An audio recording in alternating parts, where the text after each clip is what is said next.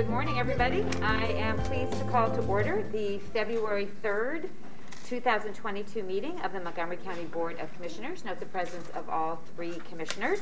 Also want to note the presence of our prothonotary, Noah Marlier, and ask him to lead us in the Pledge of Allegiance. I pledge allegiance to the flag of the United States of America and to the republic for which it stands, one nation, under God, indivisible, with liberty and justice for all. Thank you. All right. I will start with a few comments this morning. First, on COVID-19, I am pleased to report that we are seeing a steady decrease in our COVID-19 indicators over the past 3 weeks. Our current positivity rate is 19.85%, and our total 7-day average of cases is 395.6. Still a very high number of daily cases, but this is down from a 7-day average of 561 and a positivity of 25.41% just a week ago. So we are seeing a rapid decline, which hopefully will persist. Hospitalizations are also trending downward, with 274 patients hospitalized yesterday, down from a peak of 669 on January the 12th. Sadly, with this very large increase in cases, we have also seen an increase in deaths. From Monday, January 24th through yesterday, February 2nd, 58 Montgomery County residents have been reported to have lost their lives due to COVID-19. The majority of the individuals were unvaccinated or partially vaccinated. The best way to protect yourself from serious disease, hospitalization, or death is to get vaccinated and boosted for maximum protection against the virus and its variants. I want to stress the importance of a booster dose if you are due for one. Like many vaccines, the strength of the COVID-19 vaccine decreases over time. A booster dose, if you're due for one, will give you the best protection from serious disease. Our data shows that 94% of eligible Montgomery County residents over the age of 5 have received at least one dose of the vaccine, which is fantastic. And we believe that many of these people are fully vaccinated. So we just want to keep that going.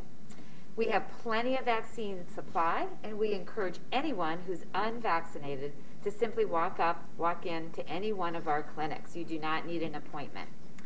If you're eligible for a booster dose, you will need to make an appointment, but we have plenty of availability at our 4 county-run sites, where you also have the option to pick which booster you receive. In other vaccine news, Pfizer has submitted data to the FDA seeking authorization for a coronavirus vaccine for children under 5 years old. If approved, the county will be ready to administer this vaccine at our vaccination clinics and will continue to provide education for parents about the vaccine. And just a reminder that we are still in flu season. Our COVID-19 clinics continue to offer flu shots at all locations, and you can get a flu shot at the same time as your COVID-19 vaccine or booster. You can also come in just to get a flu shot. And finally, free PCR COVID-19 testing remains available at our sites across the county. Appointments are readily available, and lab turnaround time has returned to normal, so most people tested at our sites can expect to get their results back within 2 to 3 days at the most.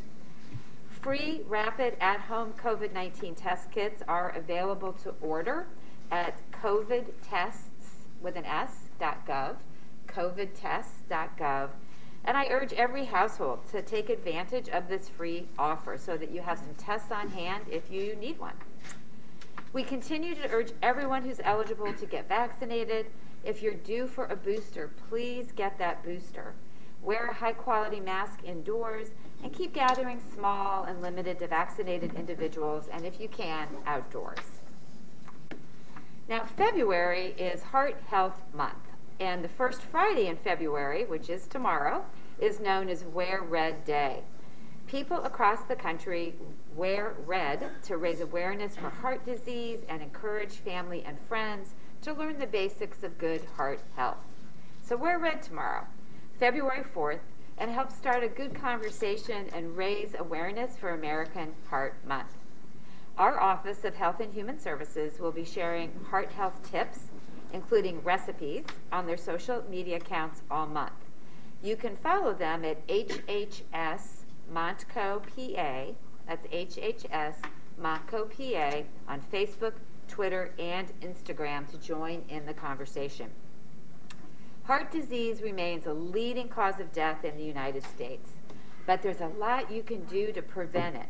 It's easier than you think to show your heart the love it deserves every day. Simple things like taking walks, getting enough sleep, and cooking healthy meals help your heart. These small changes can help keep your blood pressure in a healthy range and reduce your risk of heart disease and stroke. This is important because we know that sudden cardiac arrest is one of the leading causes of preventable death in the United States. Pulse Point Respond empowers everyday citizens to provide life-saving assistance to victims of sudden cardiac arrest. This innovative program, led by Montgomery County's Department of Public Safety, uses a free smartphone app called Pulse Point Respond to connect someone who knows CPR to someone in a public place who is having a heart attack. The app users who indicate they're trained in CPR and willing to assist in case of an emergency can be notified if someone nearby is having a cardiac emergency and may require CPR. If the cardiac emergency is in a public place like a grocery store or shopping mall, the location-aware application will alert users in the vicinity of the need for CPR. At the same time, it calls 911 or it's actually triggered through 911 while the emergency responders are being dispatched. The application also directs the volunteer to the exact location of the closest automated external defibrillator, or AED. A second free app called PulsePoint AED lets users report and update AED locations so that emergency responders, including nearby citizens trained in CPR, and off-duty professionals such as firefighters, police officers, and nurses can find an AED close to them when a cardiac emergency occurs. If you live, work, visit, or go to school in Montgomery County and you are CPR trained, you're encouraged to download and begin using the free PulsePoint apps. Both apps are available at www.pulsepoint.org. Always remember, regardless of whether you are trained in CPR or not, if you witness a sudden cardiac arrest, dial 911 as soon as you can. Even if you aren't medically trained, our dispatchers can coach you through hands-only CPR over the phone until the paramedics arrive. This could be an absolutely life-saving opportunity for the person that has collapsed. Early CPR and immediate activation of the 911 emergency response system are critical in improving an individual's chances of surviving a cardiac arrest. And finally, for anyone who would like to get trained on CPR, the American Red Cross and the American Heart Association both offer a wide range of courses. You can visit redcross.org/take-a-class or cpr.heart.org to learn more. With that, I'll turn it over to Commissioner Lawrence. Okay, thank you. Good morning, everyone. On Tuesday, January 25th, I joined the Montgomery County Office of Housing and Community Development in collaboration with Your Way Home and over 100 community volunteers across the county for the annual point-in-time count. The count is required by the U.S. Department of Housing and Urban Development to assess how many individuals are experiencing homelessness, including those in emergency shelters, transitional housing, and safe havens. Volunteer teams with outreach team leaders walked around the county in areas such as Ardmore and Lower Merion, Norristown, Pottstown, Lansdale, Abington, Willow Grove, Ambler, and Cheltenham, and found dozens of people who don't have a place to sleep indoors. Amazingly, despite the 25-degree temperature, most of the people that we came across were willing to be interviewed, and we're thankful for the opportunity to share their stories and the water, snacks, and other supplies we were able to provide. Our mobile COVID-19 vaccine units also traveled with us so that we could administer vaccines to anyone who wanted one. The data gathered from the count helps inform policymakers, funders, and local communities track progress towards the goal of ending homelessness. Stable, secure housing is severely needed across the county and is critical to combating negative social determinants of health while also supporting households across the income spectrum and achieving greater economic mobility. I hope that we can break the stigma of individuals experiencing homelessness and help them achieve the level of dignity, safety, and health they deserve by increasing affordable housing or shelter space. The results of the count won't be available until late February or early March, but we will share them when they are available. And now I want to clarify a few points for our residents about mail-in voting for the upcoming primary election. Act 77 was passed by the Pennsylvania legislature in 2019. This legislation provides for no excuse mail-in voting, among other provisions. Last Friday, January 28th, the Pennsylvania Commonwealth Court ruled that Act 77 is unconstitutional. This decision was appealed to the Pennsylvania Supreme Court and a stay was issued, which means that Act 77 will remain in effect until this case is heard and a decision is made by the Supreme Court. The Department of State has advised all counties to prepare planning for the primary election under Act 77. We will still process applications for both absentee and mail-in ballots and plan to issue ballots to approve applicants in April.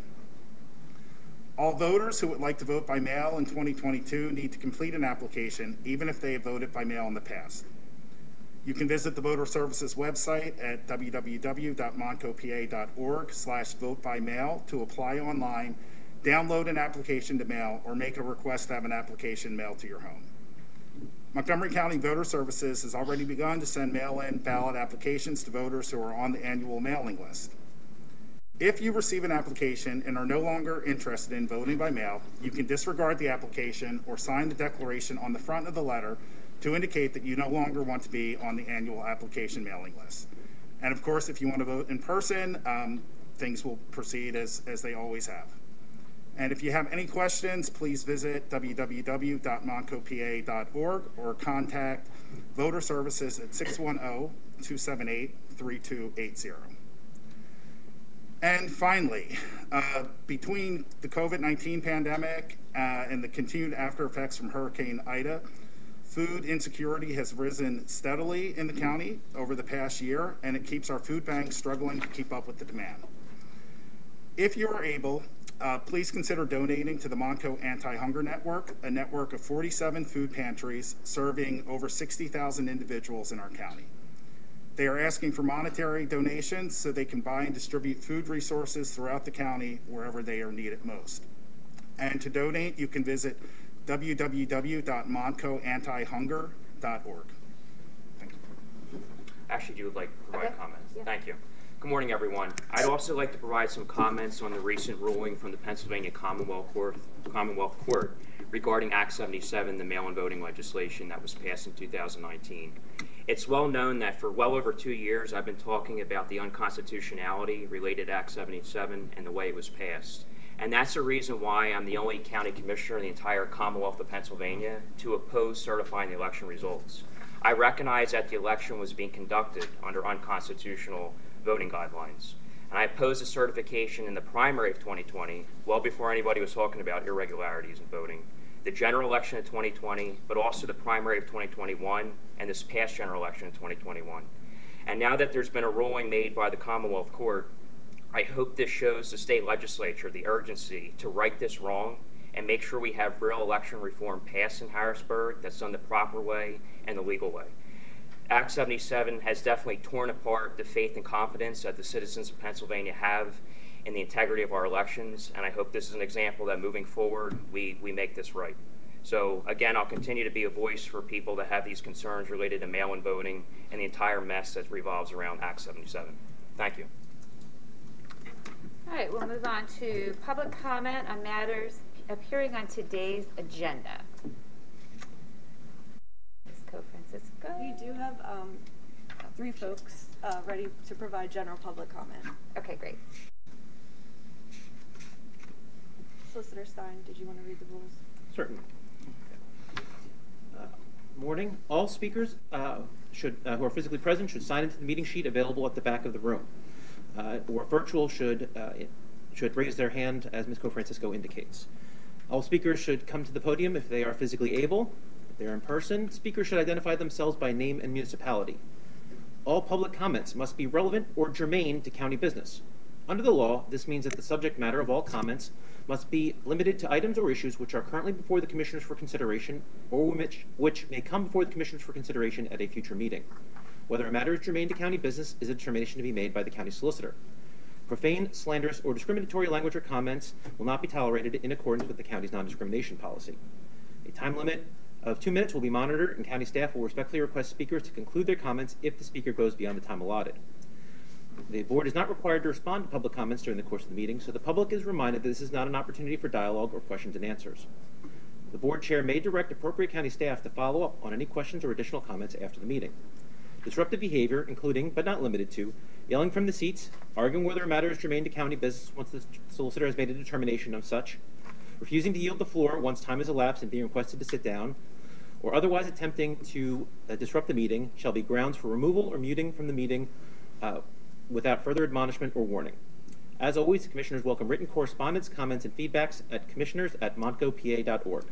And Commissioner, if I may, I would also like to provide additional context regarding some comments that we have received around the masking mandates in schools, if that's all right. Sure. I wanted to explain for the public who doesn't understand that while the county commissioners do oversee the Department of Health, the authority regarding safety of students in public and private schools actually rests with the Board of Health, which has its own public meetings and which people are free to make public comment at those meetings.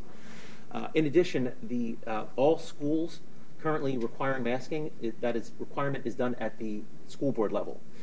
While the Department of Health does have a recommendation, that is guidance only, and school districts are free to ignore that guidance at their peril, obviously, but they are free to do so. So all masking decisions in schools are at the local level, and all comments regarding masking decisions in schools should be directed towards the local school boards. Thank you, Mr. Stein. All right, any public comment on matters appearing on today's agenda? We have just general public comment today. Okay, all right, then we'll move on to general public comment. First, we have Andrew Corman. Do I start the timer or do you? I'll start when you start. Gotcha. Good morning. Good morning, Commissioners. Mr. Stein, Andrew Corman, Upper Pottsgrove Township. A quote from Benjamin Franklin: "To those who would give up liberty to pursue a little temporary safety deserve neither liberty nor safety." And as you stated in your comments, and as well as your email to me, thank you for your response that under the law, comments may be limited to items or issues which are before the Commissioners for consideration or which may come before the Commissioners for consideration. I appreciate the communication that you shared with me about the Office of Public Health. My school district, Pottsgrove, has communicated to me, specifically the superintendent as well as the board, that I'm to pursue this at the county level. So, and now you're telling me to go back to the school level, and it's very confusing for me. So today I'm here specifically about the mask to stay and test to stay guidance for schools. I received this document from my superintendent, which states, give me one second. So what I'm here about today is how much money are these programs costing the taxpayers in Montgomery County? Many public schools in the county are now acting as distribution hubs for this experimental gene therapy, which is being pushed and promoted. Where are the funds coming from? Is it a shared cost with the public-private partnership with Big Pharma and CHOP? The Commissioners oversee the county's Office of Public Health. My comments today are absolutely germane to county business. The public deserves to know why their children, specifically in Montgomery County, are wearing masks which do nothing to stop the spread of SARS-CoV-2. Based on, I'm going to run out of time. So, unmask our kids. Unmask our kids. Thank you. Any other general public comment? Yeah, excuse me. Would you please tell the Deputy Sheriff that recording is allowed in the meeting? Because he's trying to take my camera away. The public is permitted to record. Thank you. any other general public comment? Next, Pauline Bracchio.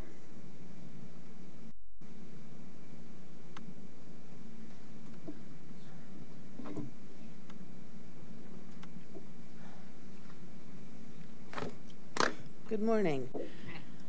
Pauline Bracchio from Talmadge Township. Do you have the timer up? Okay, thank you.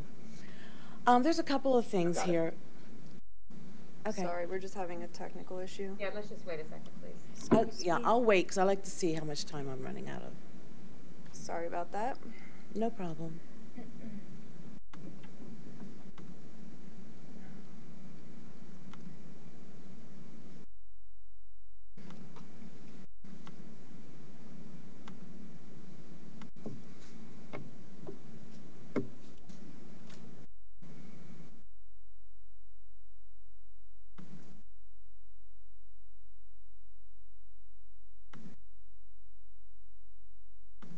I apologize. You should be ready to go. Thank you. There we go. Pauline Bracchio from Talmadge Township. Valerie, you talked about the COVID update, and I'm glad to know that you guys are recognizing that the danger is dropping. However, what I'd like to know is how many of those vaccinated people have either gotten serious injuries like blood clots or seizures, or even died from the vaccine. And the people who died who were vaccinated, because that happens also, you know, we're not getting enough information. You just give us the details you want to give us to make it sound good, but you're not giving us all the dirt underneath. And I think you should start doing that, and you should start warning people. You want to vaccinate babies.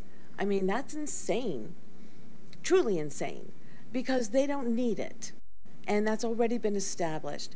The CDC actually said that now they're counting people who have had COVID and have gotten through it are considered as vaccinated. Well, that's really dumb, because if you've had it, then you're better than vaccinated, because you shouldn't get it again. You know, when we were children, we didn't have vaccinations. So I got the measles, and probably you did too, the mumps, chicken pox. We got it one time, we never got it again. I've been around children as I've grown up who got those diseases and never caught it. So a vaccination is not nearly as good. These vaccines are not safe, and they are definitely not, you know, effective. You yourself said you had Omicron the other week or a couple of weeks ago, and so I'd like to know, since you've had it, you should be immune now. So are you still going to be getting boosters one after the other? I'm not going to have enough time, but I was in a hospital in D.C., and I had to go to the emergency room, and they did not force me to wear a mask when I said I wasn't going to wear one. And then the other thing is, they were not packed. There was nobody in that hospital. So, you know, I just want to know where this is going. Your time is up, Ms. Brown. Yeah, I know. I think you should bring it back up to 5 minutes, or even 3 would be better. Thank you. Any other general public comment? Yes, we do have 2 people that are logged in via Zoom. The first is Thomas Blair. You can unmute. Hi, this is Tom Blair. I'm with Upper Frederick Township is where I live. Can you hear me? Yes. Great. First, I was a volunteer in your point in time count last Tuesday. It was a very satisfying and productive experience, and heart-wrenching in a way. And I want to give a shout out to my team leader, Mark Borsay. Secondly, and more importantly, you know, I've commented on this before, it's just very important. I'm an analyst by profession. I work in the electric power industry. Statistics and data analysis are my job. When I go to your official election results webpage under voter services, and then I filter by your mail-in votes, and I look only at the major statewide races, so for example, Justice of the Supreme Court or Judge of the Superior Court, the election day results generally reflect your Democrat/Republican ratio that reasonably matches the registration ratio. However, the mail-in ballot count does not come anywhere near that ratio. The mail-in ballot count far exceeds in Democrat votes what is statistically within the bounds of reason, almost possibility.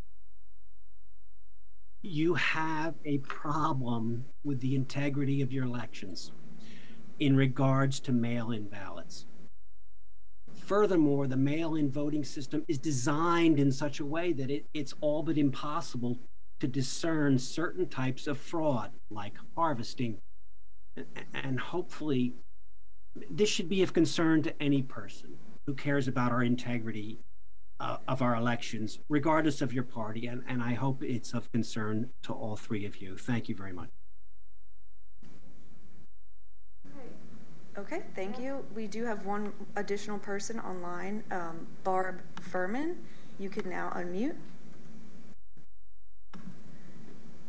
Thank you.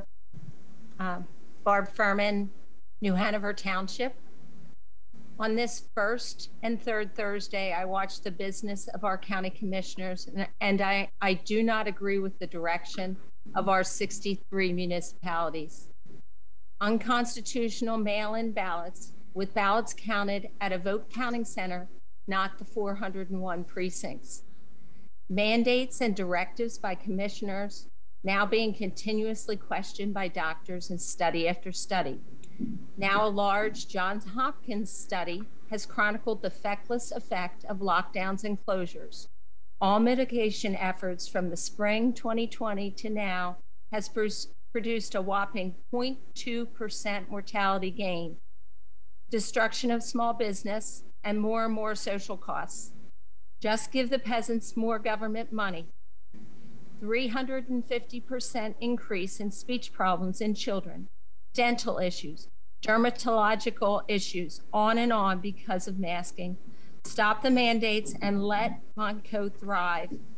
By the way, I watch the COVID data at all updates. It is inconsistent and sometimes incorrect at best. Clearly, the mortality and picture of who is affected, the average age of death is around 75 and older.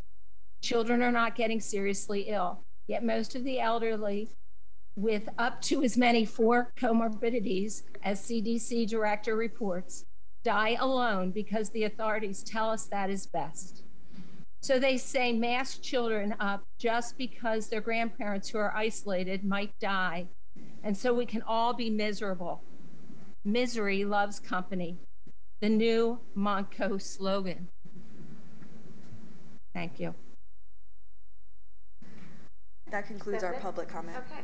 All right. Thank you, everyone. We'll move on to the approval of the minutes. I will move to approve the January 20th, 2022 minutes of the Montgomery County Board of Commissioners meeting. Is there a second? Second. Second by Commissioner Lawrence. Any board comment? All right. Hearing none, we'll move to a vote. Any negative votes? Hearing none, minutes are approved. All right. Next, we have an update from our Recorder of Deeds, Jeanne Sorg, on her Veterans Program.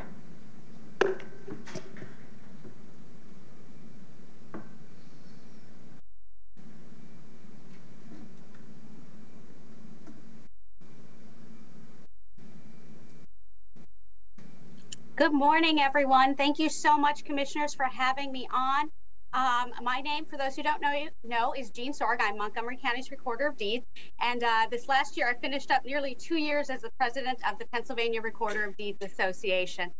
Today, I'm bringing with you some information about our Veterans Program, but also an update from last year on another record year for the Montgomery County Recorder of Deeds. And I'm going to share right now. I think I can share right now screens. And this will give you a little idea of what we've been doing.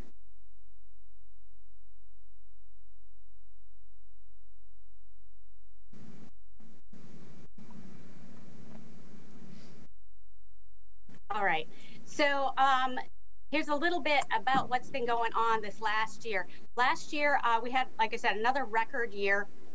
We recorded over 44,000 documents. We were able to provide affordable housing with over $2.4 million. And as I believe Commissioner Lawrence mentioned, affordable housing is an issue we need to deal with in this county. We were also able to provide schools and municipalities with over $90 million last year, which for schools and municipalities who worried very much about how their bottom line will be impacted by the pandemic, this was very important. And this has kept us very busy, and for me, that keeps us very happy. So this is a little bar graph for those who like that to tell you how things have changed as far as our office. 2019 was a normal year, and if you can see there, you can see like the last couple of years, deeds have remained about the same, the number of deeds, but we've gotten record amounts of mortgages and satisfactions coming through, mainly because the pandemic brought record low interest rates. And that has definitely shown in what we've been able to do. This has allowed homeowners to refinance at lower rates. It's allowed businesses to put more money into their business. And this has allowed homeowners to get some good deals, some home buyers to get some good deals on rates, which when we talk about the deeds, the median selling price for a home last year in Montgomery County was $370,000, which is a statement in itself about where people want to be. They want to be here in Montco. So this gives you that we've seen a rise in about 51% recording since 2019, and 2019 was an average year. So the last couple of years, you can see we've definitely been busy, and that's a credit to my staff who've been working so hard to get all of these things done for the people of Montco. But 2021 brought some good things as well for us. In 2020, we had to shut down some of our favorite activities, like our mobile veterans events, but we were able to start that back up safely this year. We only went where we knew we would be safe and our veterans would be safe. So we had 13 mobile events last year, which was great. It's one of our fun things to do. You also see that last year we were up to 2,047 notaries sworn in that year. That's an increase as well. Probably, I'm going to guess, because of all the real estate deals that are going on in this county, more notaries were needed. So what you can see here is another fun thing we do each year. We collect for the Veterans Multi-Service Center that serves homeless veterans in the southeastern Pennsylvania. And this is my wonderful staff who were working so hard and took a moment from their work to have a little bit of fun and show people we were collecting over the holiday season. And we had an amazing we actually had 2 vans, and we were able to supply not one but 2 Veterans Multi-Service offices with quite a few items, and fill them to the brim. Some really nice stories behind that is one VFW had given us some work boots, and at first the Veteran Service is like, I'm not sure we can use these. But right before we were about to make the first delivery, they called us up and said one of their veterans had just gotten a job and needed those boots. That was a great story, and we thank everybody. We thank everybody who was part of that, from the VFWs to businesses to the state legislative offices, Edna the dog, all of them helping us supply much needed goods to the Veterans Multi-Service Center that helps veterans in need. Now, you may wonder, why does a recorder of deeds have anything to do with veterans? Well, back in the 1850s, the Commonwealth of Pennsylvania decided that the appropriate place for veterans to record their very important discharge papers was with the Recorder of Deeds office. And as you can imagine, our chief duty is to keep documents in perpetuity. That's what we do. So it was the perfect place to do it. We safeguard their documents. So when they get out of the service, they don't have to wonder where they put it. If they move, they don't have to go, oh, where did I put those discharge papers? Their families don't have to search for them. They can just come to our office once they're recorded. And what we do to encourage veterans to get those recorded for them and their families is we offer them a discount ID card, which gets them discounts at over 500 small businesses here in Montco. And so a little bit for the veterans out there who still have not recorded with us and would like to get this Veterans Discount ID card. Oh, you can get it a couple of ways. You can stop in our office Monday through Friday. We are here, and bring in your discharge paper and your state photo ID, and we will record it free of charge and get you that that veterans ID right then and there. So we've got a couple of other ways you can do it by stopping at one of our many outreach events throughout the year. We currently have 3 set up already, but we will have many more. So we want people to continue to look on our website as we add them. We will be in Norristown and Bluebell in March and Horsham in May, but we will be adding more to that. So we encourage veterans and their families to keep track of it on our website. And we also encourage businesses to participate with us to give these discounts to our veterans. It's super easy. Just contact our website and tell us the discount you want to provide to veterans. And this is how you reach us, montcopa.org/ROD. If you are a veteran, have a veteran who in your family, or would like to give those discounts to veterans, contact us this way. And this is my amazing staff who have worked so hard these last couple of years for the people of Montco. And we thank you so much for your time. And if you have questions, please feel free to ask. Well, thank you.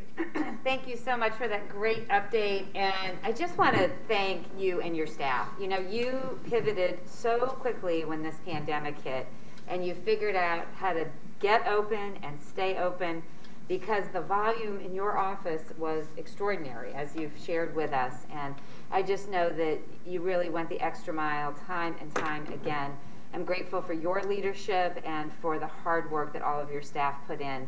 And I know that you have just kept doing that work every single day, no matter what challenge came your way. You figured out a way to get it done. So thank you so much for that, and it's great to hear this update.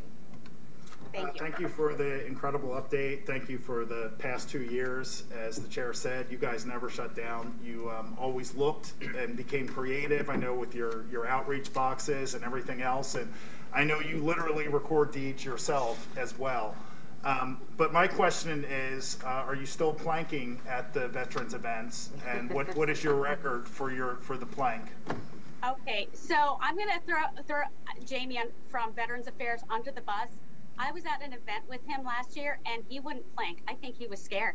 Just saying, you know. I would just add thank you for the work that's being done to help the veteran community here in Montgomery County. I know a lot of the citizens, and your statistics show it, are utilizing the Veteran ID discount card, and that's a great service to them. So to you and all the employees there, please keep up the great work. Thank you. Thank you.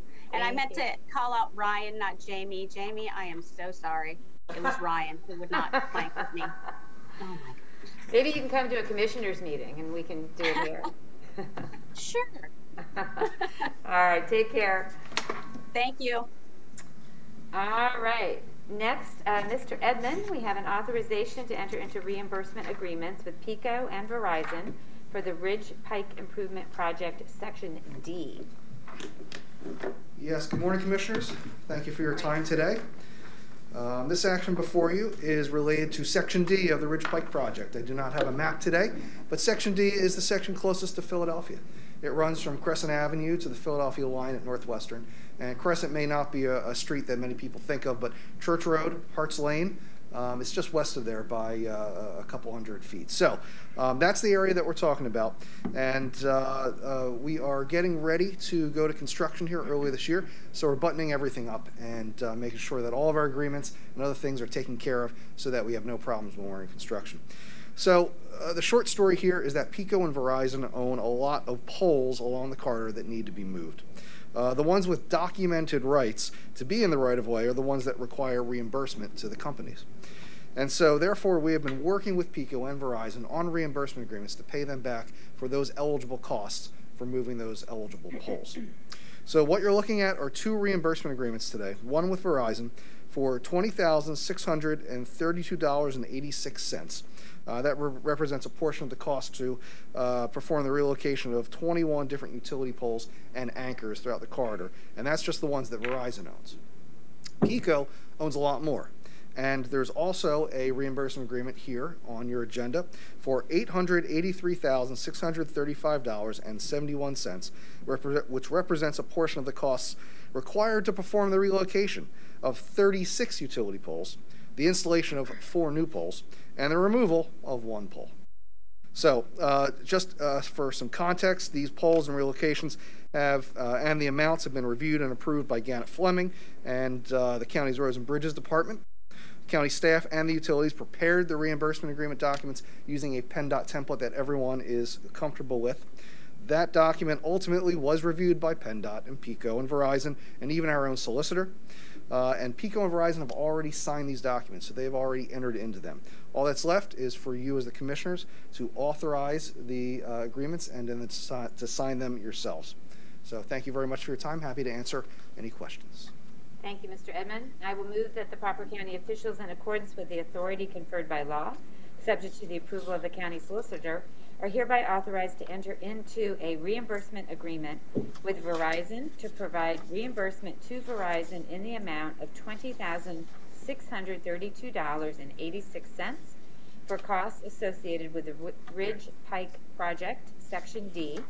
Be it further resolved that the proper county officials, in accordance with the authority conferred by law, subject to the approval of the county solicitor, are hereby authorized to enter into a reimbursement agreement with PECO to provide reimbursement to PECO in the amount of $883,635.71 for costs associated with the Ridge Pike project, Section D. Is there a second?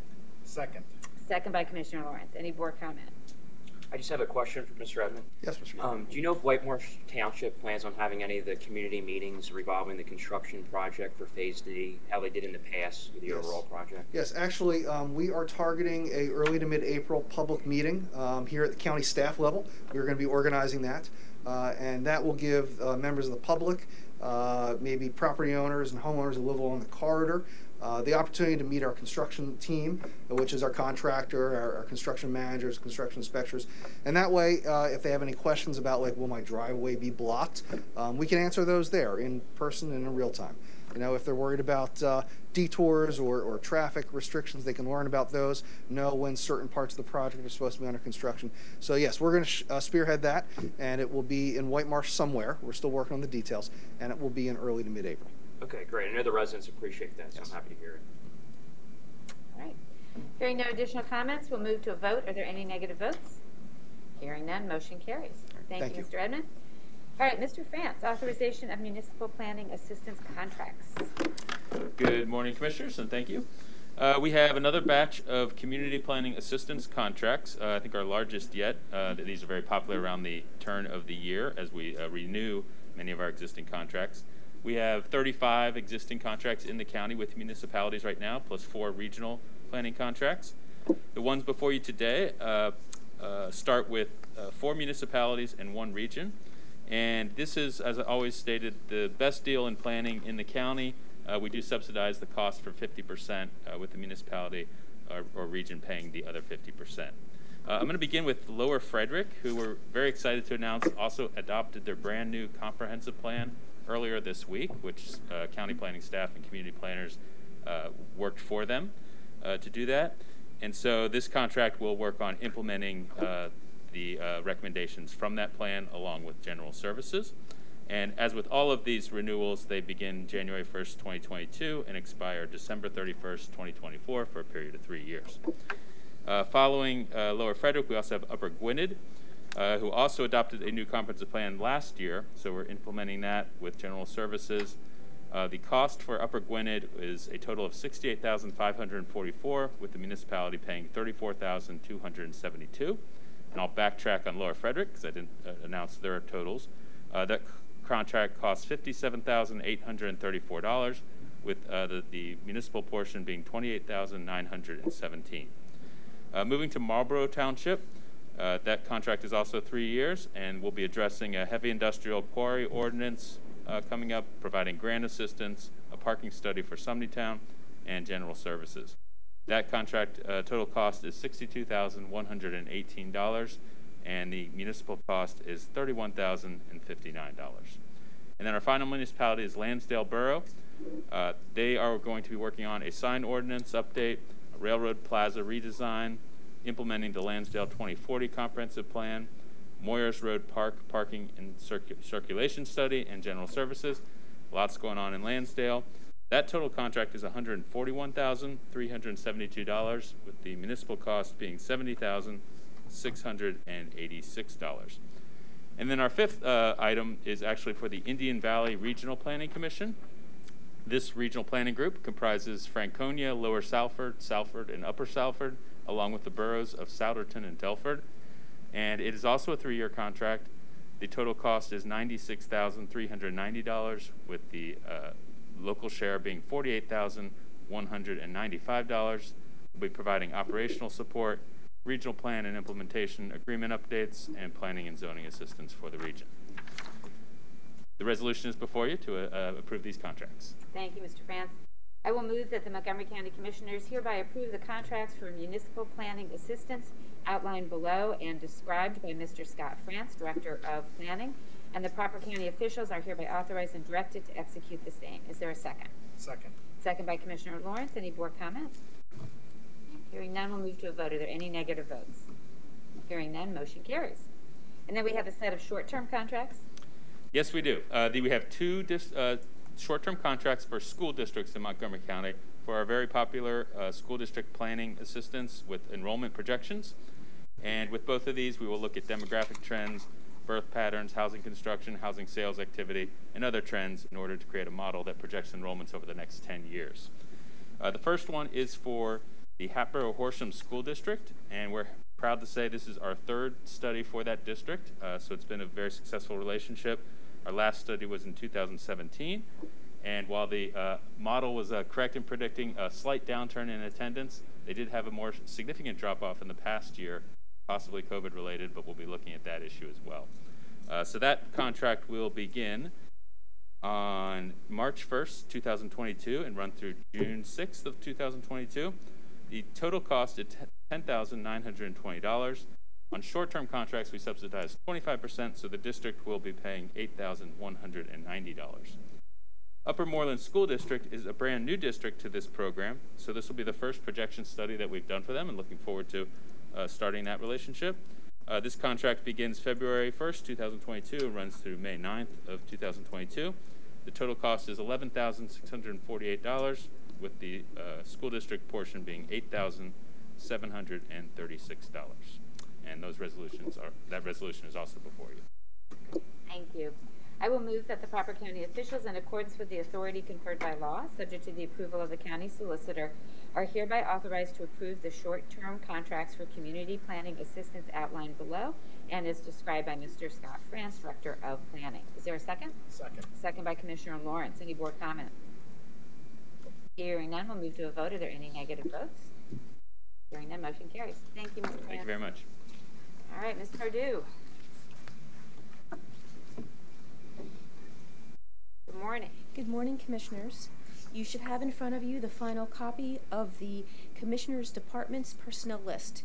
It is a 3-page document dated Wednesday, February 2nd, 2022, with a timestamp of 10:15 a.m.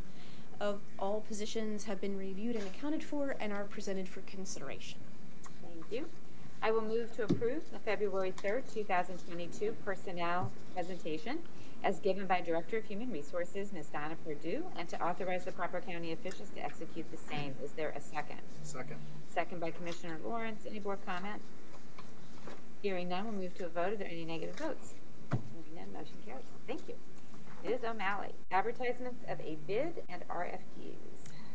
Yes, there is a bid on behalf of Public Safety for warehouse shelving. The successful firm will provide shelving and installation for the new Emergency Operating Center warehouse. Contract will be awarded to the lowest responsible bidder. 2, an RFP on behalf of Commerce for a workforce project consultant. The successful responder will develop short-term, innovative workforce projects that meet the needs of eligible adults and dislocated workers served through the PA CareerLink Montgomery County. Contract will be awarded to the highest-rated responder. 3, RFP on behalf of Human Resources for employment search services. The successful responders will provide extended employment search services to reach potential applicants for high-profile county positions. Contracts will be awarded to the highest-rated responders. All RFPs and bids are available on the county's purchasing website at www.montcopa.org/purchasing. Thank you.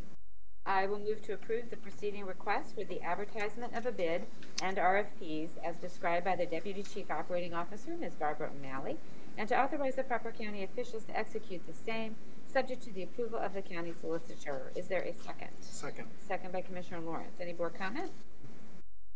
All right, hearing none, we'll move to a vote. Are there any negative votes? Hearing none, motion carries. Next, we have awards of contract. 1, contract amendment and award, software, assets and infrastructure, eBuilder Incorporated of Fort Lauderdale, Florida, $177,092. Original contract provided the 2021 annual subscription fee for the eBuilder project management software used in managing and analyzing county capital construction projects. Amendment provides additional licensing required during the 2021 term. New contract continues the subscription through March 2023. Software is proprietary. 2, contract award, assets and infrastructure, construction. Loftus Construction Incorporated of Cinnaminster, New Jersey, $1,677,000. Contract provides the superstructure replacement of Montgomery County Bridge number 77, Plymouth Road over Wissahickon Creek in Lower Gwinnett Township. Specification number 6468 was viewed by 60 providers with 5 responses received. Contract is awarded to the lowest responsible bidder. 3, contract award, assets and infrastructure, construction. H&K Group Incorporated of Skippack, PA, $3,647,534.67. Contract provides the replacement of Montgomery County Bridge number 177, Sturger Street over Stony Creek in the municipality of Norristown. Specification number 6467 was viewed by 68 providers with 4 responses received. Contract is awarded to the lowest responsible bidder. 4, contract amendment, assets and infrastructure, engineering. McMahon Associates Incorporated of Exton, PA, $19,290.31. Original contract provided engineering services for bridge number 83A, Butler Pike over Prophecy Creek in Upper Dublin Township. Amendment provides supplemental right-of-way acquisition services. 5, contract award, district attorney and sheriff offices. Vehicles, Whitmore Auto Group of Mountjoy, PA, $249,046. Contract provides for 1 2022 Ford Explorer, 4 2022 Ford Inceptors, 1 2022 Ford Transit cargo van. Vehicles are available through a PA CoStarz contract. 6, contract award, Health and Human Services consultant. Third Horizon Strategies of Chicago, Illinois, $239,316. Contract provides a mental health crisis system dynamic enhancement plan consultant. The plan will include analyzing the current state of the Montgomery County Public Mental Health Crisis System Continuum and deliver a countywide crisis system dynamic enhancement plan. RFP 2158 was viewed by 28 providers with 4 responses received. Contract is awarded to the highest rated responder. Contract is for a 2-year term commencing on date of contract execution.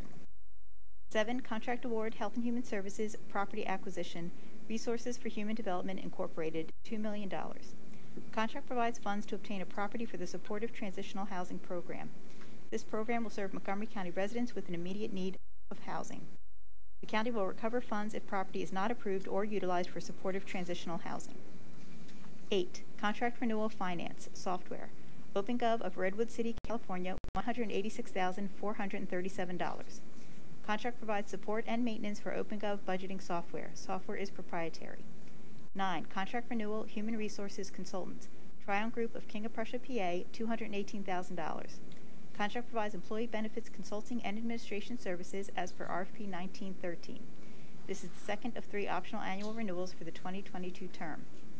10, contract renewal, human resources insurance broker, KMRD Partners Incorporated of Warrington, PA, $165,000. Contract provides a commercial insurance broker for the county's property, casualty, fidelity bond, general liability, umbrella, and other insurance coverages as per RFP 2064. This is the first of 3 optional annual renewal terms. Contract renewal, Planning Commission, Household Hazardous Waste Collection, MXI Environmental Services, LLC of Abingdon, Virginia, $550,000. An RFP was issued by Philadelphia on behalf of Bucks, Chester, Delaware, and Montgomery counties.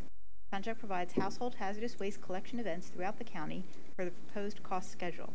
This is the third of 3 available optional annual renewals for the 2022 term. 12, contract renewal, purchasing, toner cartridges. Academic supplier of Chula Vista, California, not to exceed $120,000. Contract provides toner cartridges for use by all county offices. Contract was competitively bid by Chester County on behalf of the Southeastern Pennsylvania Counties Cooperative Purchasing Board. Contract is valid through 1/1/2022. through 12/31/2022 with no renewals remaining. 2 contracts, 10 contract renewals, and 5 amendments for Health and Human Services. The providers and services are listed at the end of the agenda and in the back of the room. Thank you.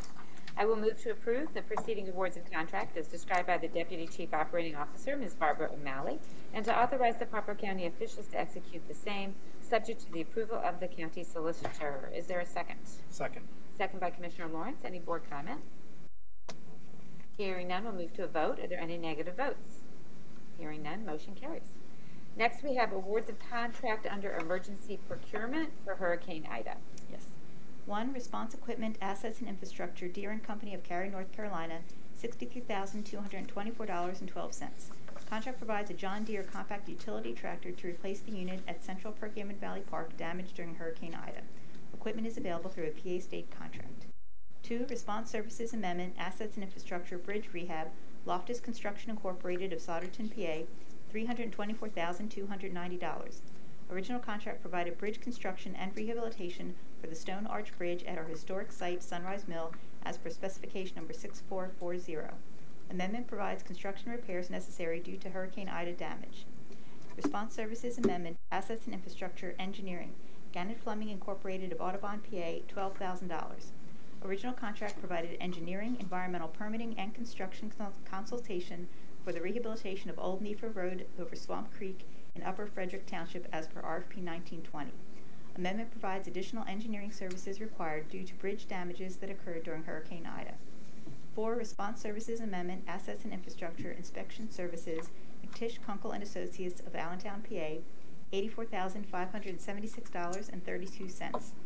Original contract provided construction inspection services for the Old Nefa Road Bridge over Swamp Creek in Upper Frederick Township as per RFP 2106. Amendment provides additional inspection services required after damages incurred during Hurricane Ida.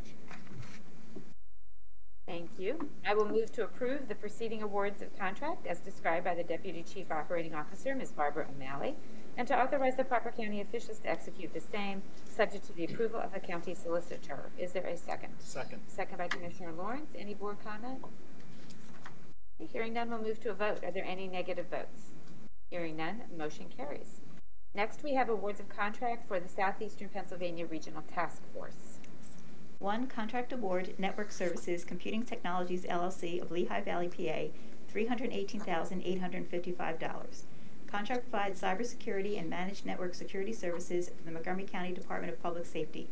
RFP 2182 was viewed by 91 providers with 5 responses received. Contract is awarded to the highest rated responder. 2, Contract Amendment Training. SPEC Rescue International of Virginia Beach, Virginia, $6,000. Original contract provided FEMA curriculum equivalent structural collapse specialist training for the regional counties as per RFP 2139. Amendment provides pro board certification costs and 1 additional day of service to accomplish certifications for the regional trainees. Thank you.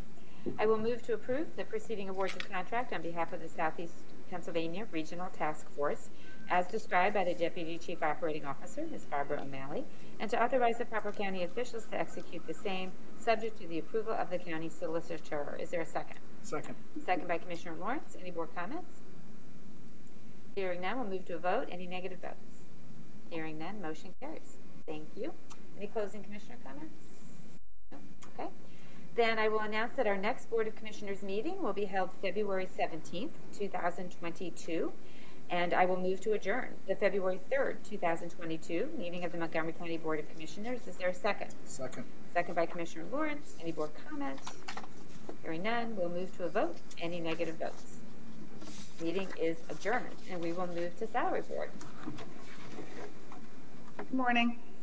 Good morning, Controller Sanchez, and welcome back, Ms. Pardieu. Is there any public comment on Salary Board? No? Okay, great. Then we will move on to your presentation. Great. Good morning, members of Salary Board. You should have in front of you the final copy of the Salary Board list. It is a 3-page document dated Wednesday, February 2nd, 2022, with a timestamp of 10:15 a.m. Of note, we have 11 retirees. Joanne West from adult probation after 43 years. Giuliano Figliolo from Assets and Infrastructure after 9 years.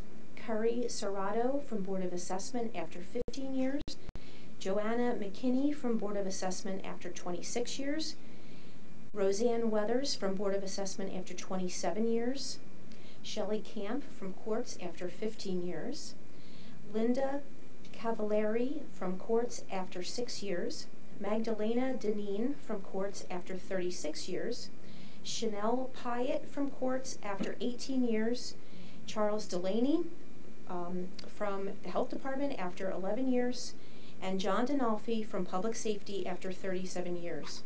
All positions have been reviewed and accounted for and are presented for salary board consideration. Thank you. Is there a motion to approve the February 3rd, 2022 salary board presentation as given by Director of Human Resources, Ms. Donna Pardieu, and to authorize the proper county officials to execute the same? So moved. Moved by Controller Sanchez. Is there a second? Second. Second by Commissioner Lawrence. Any board comment? I just want to say that I know we're going to hear some remarks about some of our longest serving employees, but congratulations to all of these folks who are retiring, and that is just an extraordinary amount of service to our community, and just want to thank them and wish them the best in their retirement. Hearing no other comments, we will move to a vote. Are there any negative votes? Hearing none, motion carries. Thank you. All right, so we have a number of acknowledgements today, and we will start with the Board of Assessment Office, Mr. Joe Foster. Morning, board, and thank you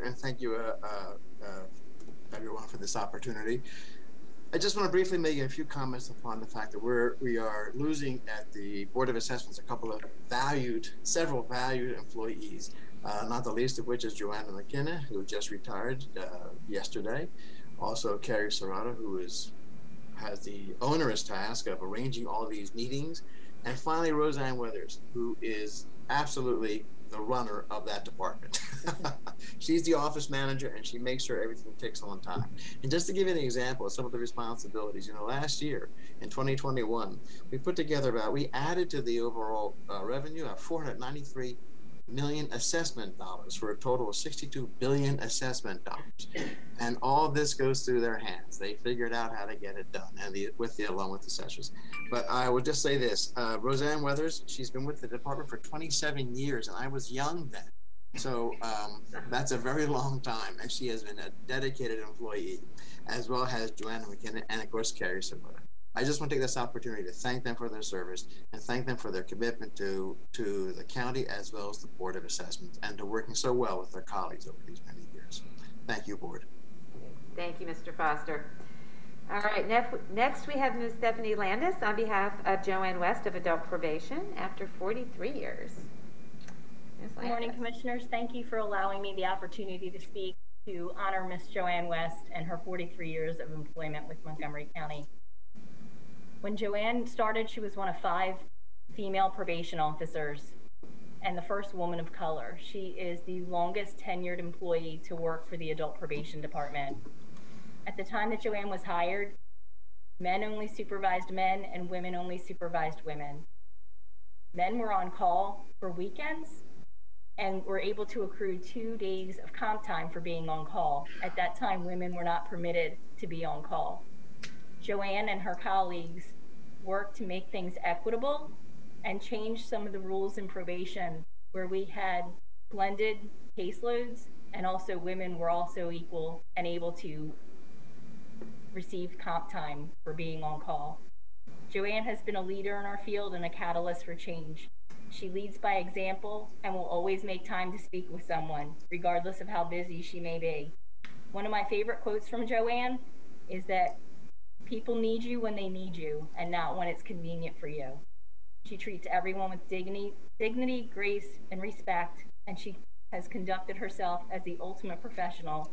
She's a mentor and a coach and a support and a reality check when needed. We were fortunate to have the opportunity to work and learn from Joanne, and even more fortunate to call her a friend. I wish her peace and happiness and health through her retirement, and we hope that she continues to check in with us and keep us in check. Thank you, Ms. Landis. That was beautiful. Okay, Mr. Michael Case, on behalf of Magdalena Deneen of Courts, after 36 years. Good morning. Good morning, Commissioners, and I share in Stephanie's comments about Joanne as well under the courts. It's my honor, though, to speak on behalf of Magda Deneen, our Chief Court Reporter, who's retiring from the county after 36 years of distinguished service as a court reporter, the last 6+ years as our Chief Court Reporter with supervisory authority over 35 court reporters. Most people have no idea how hard it is to be a court reporter, let alone the chief. The concentration and the stamina it takes to create the court record for hours at a time is truly remarkable, with people constantly speaking over each other and usually speaking faster than I'm even doing right now. Court reporting is truly an art form, and Magda has been a true artist. The court is extremely grateful for her service, and I would also like to note that there are a total of 3 court reporters on today's list, including Janelle Pyatt and Shelley Camp, who together with Magda represent 70 years of service to the court. Our court family will miss them all, and we wish them the very best in retirement. So thank you to Magda, Chanel, and Shelley. Thank you, Mr. Case. And lastly, we have Ms. Jeanne Cass from Public Safety on behalf of John Denofi. Sorry. Denofi. Thank you, Jen. Good morning. Thank you for letting us take the opportunity to recognize one of my favorite people, definitely here at Public Safety. John Denofi has been a part of Public Safety family for 37.5 years. John, aka Johnny, JD, Chief, Mr. Map, and last but not least, Dispatcher 80 or 80. Just to put in perspective how long John has been working for the Public Safety, our highest dispatcher number currently is 905, and John was 80, or still is 80, I should say. John started his career as a fire dispatcher. He was a supervisor and was then promoted to Chief of Operations, where he oversaw the day-to-day operations of the communications center and staff. Currently, John is the Special Operations Coordinator managing public safety assets to include our Field Comm unit, which is requested and deployed countywide for police, fire, EMS, and high-risk incidents. There hasn't been many incidents in the county that John hasn't dispatched, responded to, or assisted in some way. I would like to share a few statements to describe John from his peers and field personnel. Mentor, co-worker, supervisor, friend, big brother, legend, and a figure we will never forget. His voice commanded respect from the field personnel as well as his co-workers.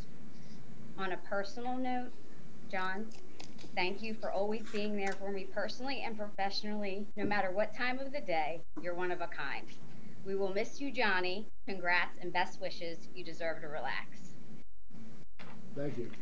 Thank you, Jen. Thank you.